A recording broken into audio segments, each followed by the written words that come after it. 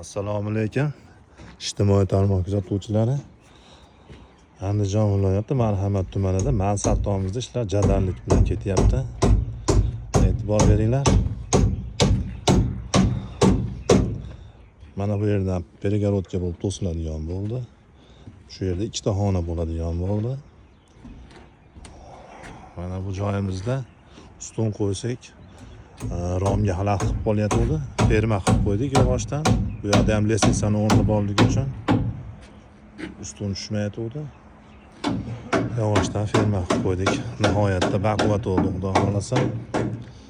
Mana kattagina mansard tom bo'lyapti. Qora terib ustiga to'sin terib qo'ydik. Tepada ham 5 ta xona bo'lyapti, katta. E'tibor beringlar, mana bir qavatli mansard tomimizda ishlar yakunlandi.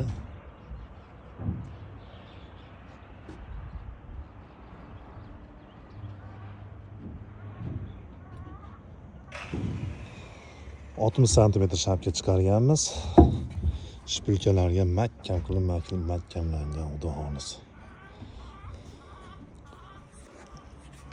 Bizni kuzatishda davom eting. Shunaqa foydali ma'lumotlarni qo'yib boraman.